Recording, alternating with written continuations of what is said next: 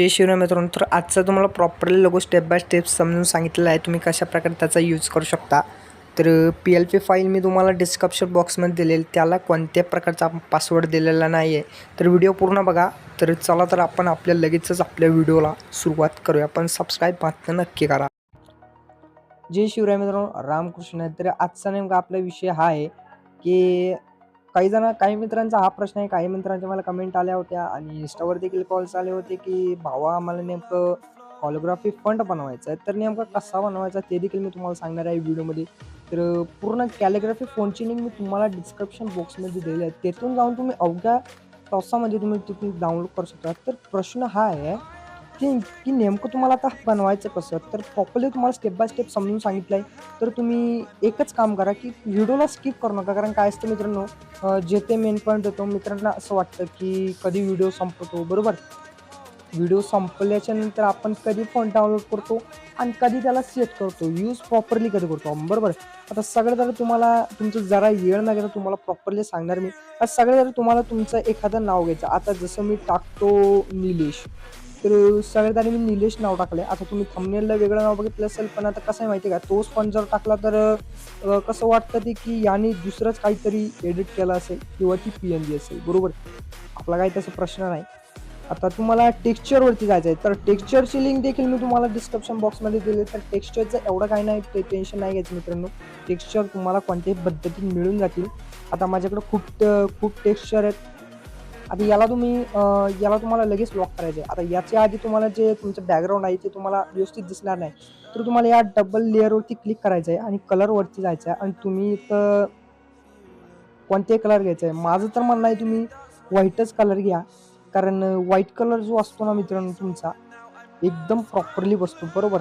आता याचा कलर जर तुम्हाला असं वाटलं की थोडा डाऊन झाला, तर याचा लगेच परत तुम्हाला टेक्स्चर बदलून घ्यायचा आहे, बरोबर. आता मी तुम्हाला प्रॉपरली 7 टेक्स्चर असे दिलेले आहेत, बरोबर. त्या टेक्स्चरवरून तुम्ही एकदम यूज प्रॉपरली रेट तुम्ही यूज करू शकता. तर आता याला तुम्हाला असंच ठेवायचं आहे. आता याला तुम्हाला कॉपी करायची याची डुप्लिकेट.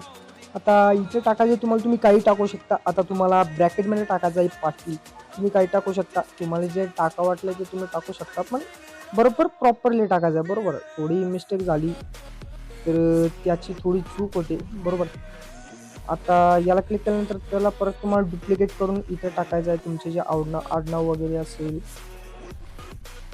आता आडनाव टाकल्याच्या नंतर आता याला विषय हा येतो की नेमकं ही जी PNG आहे, ही PNG नेमकी आता तुम्ही जे बॅक शॅडो बघितली असेल, ती बॅक शॅडो नेमकी टाकायची कशी, याला अनलॉक करायचं आहे व्यवस्थितरित्या आणि याला प्रॉपरली सेट करायचं आहे. म्हणजे तुमचा जो प्रॉपरलीरित्या युजफुल आहे तो फॉन्ट एकदम मिळून येईल. आता याला तुम्हाला काय करायचं आहे, याला नेमकं ट्रान्सपरंट करून तुम्हाला इथे सेव्ह करून घ्यायचं. ओके. तर याला केलं मी अल्ट्रामध्ये सेव्ह केलं आहे म्हटल्यावर आता याला तुम्हाला परत डेफॉल्टवरती क्लिक करायचं आहे. तर आता तुम्हाला डेफॉल्टवरती क्लिक केल्यानंतर आता परत तुम्हाला तुम्ही जी PNG घेतलेली होती, तुम्ही आत्ता जी नेमकी PNG सेव्ह केली ती PNG तुम्हाला घ्यायची आहे. आता PNG सेव्ह करण्यासाठी आता तुम्हाला रिसेंटवरती क्लिक करायचं आहे. तर एवढं काय नाही भावनं, एवढं काय घाबरू नका. तुम्हाला प्रत्येक प्रॉपरली स्टेप बाय स्टेप समजून सांगणार. आता यावरती बॅकग्राऊंडवरती जाऊन तुम्हाला कलर घ्यायचा आहे. आता जो तुम्ही व्हाईट कलर घेतला होता तोच तुम्हाला व्हाईट कलर घ्यायचा आहे आणि याचा कलर तुम्हाला सिलेक्ट करायचा आहे. आता याला सुद्धा तुम्हाला कलर म्हणजे कलरवरती जो मी केला इनेबल करायचं. इनेबल केल्या त्याची लगेच तुम्हाला शॅडो येऊन जाईल. आता याला तुम्हाला करायचा आहे छोटा, आता प्रॉपरली युजफुल छोटा फॉन्ट आहे. आता याला परत तुम्हाला गॅलरीवरती जायचं आहे. जो तुम्ही तुमचा फॉन्ट सिलेक्ट केलेला होता त्याला नेमकं घ्यायचं आहे. आता PNGला तुम्हाला सर्क्युलर एकदम प्रॉपरलीरित्या सेट करायचं आहे. आता हे बघू शकता एकदम प्रॉपरली, म्हणजे थोडं त्याची साईज थोडी वाढवली तरी चालेल, कारण बॅकग्राऊंडचा जो शॅडो आहे तो थोडा दिसला पाहिजे, बरोबर. आता तुम्ही बघू शकता एकदम खतरनाकरित्या असा तुमचा फॉन्ट बसलेला आहे. तर जरी तुम्हाला असं वाटत असेल की फॉन्ट बसायला थोडी अडचण येते, तर तुम्ही एकदम प्रॉपरलीरित्या तुम्ही सेट करू शकता बिना घाबरता. ओके. आता थोडा जास्त छोटा झालेला आहे. आता याला तुम्हाला काय करायचं आहे, ओके. आता एकदम करेक्ट बसला. आता तुम्हाला असं वाटलं की याखाली आपली एखादी PNG टाकायची आहे, बरोबर. आता मी टाकतो माझं नाव. समजा तुम्हाला तुमचा प्रॉपरली सेट ऑफ लोगो टाकायचा आहे ऑफिशियलरित्या.